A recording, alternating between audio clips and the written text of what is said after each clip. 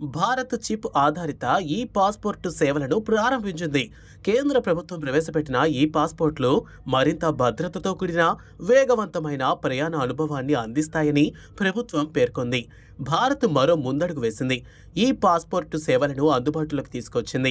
2024 ఏప్రిల్లో ప్రారంభమైన చిప్ ఆధారిత ఈ పాస్పోర్ట్లు ఇప్పుడు పాస్పోర్ట్ సేవా ప్రోగ్రామ్ 2.0 కింద మరిన్ని నగరాల్లో అందుబాటులోకి వచ్చాయి. 2025 మధ్య నాటికి ఈ పాస్పోర్ట్లు దేశవ్యాప్తంగా అందుబాటులోకి తీసుకురావాలని ప్రభుత్వం లక్ష్యంగా పెట్టుకుంది. ఈ కొత్త ఈ పాస్పోర్ట్లో radio frequency identification chip antenna ఉంటుంది. ఇది కార్డు హోల్డర్ల బయోమెట్రిక్ డేటా అంటే ముఖ చిత్రం, వేలిముద్రలు, వ్యక్తిగత వివరాలు వంటి సమాచారాన్ని భద్రంగా నిల్వ చేస్తుంది. ఈ డేటాను BSC basic access control, EAC extended access control వంటి ప్రోటోకాల్స్ ద్వారా బలమైన సెక్యూరిటీని కలిగి ఉంటుంది. దీన్ని ప్రపంచవ్యాప్తంగా ICAO ప్రమాణాలు పాటిస్తూ రూపొందించారు. ఇది ప్రామాణికంగా ఉన్న 120 కంటే ఎక్కువ దేశాల్లో ఇప్పటికే అమల్లో ఉంది.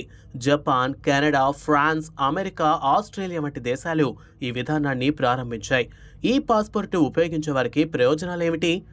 ఇమిగ్రేషన్ వేగవంతంగా పూర్తవుతుంది. గుర్తింపు కోసం లైన్లో ఎక్కువ సమయం ఉండాల్సిన పని లేకుండా పూర్తవుతుంది. ఐడెంటిటీ థెఫ్ట్, పాస్పోర్ట్ ఫోర్జరీలు అయ్యే అవకాశాలు తక్కువ, అధిక రక్షణ ఉంటుంది.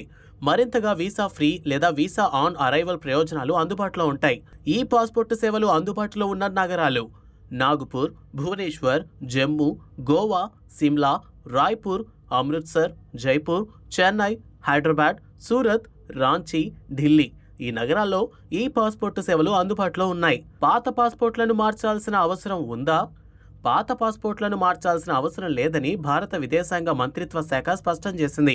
పాత పాస్పోర్ట్లు వాటి గడువు ముగిసే వరకు చెల్లుబాటులో ఉంటాయి. కొత్తగా లేదా రెన్యువల్ కోసం దరఖాస్తు చేసిన వారు వారి ప్రాంతీయ కార్యాలయంలో ఈ పాస్పోర్టు పొందుతారు. ఈ కొత్త మార్పులు మేక్ ఇన్ ఇండియా కార్యక్రమానికి తోడ్పాటు అందించడంతో పాటు నాసిక్లోని ఇండియా సెక్యూరిటీ ప్రెస్లోనే ఈ పాస్పోర్ట్లు ముద్రితమవుతున్నాయి. దీనివల్ల డేటా భద్రత, జాతీయ నియంత్రణ బలోపేతమవుతుంది.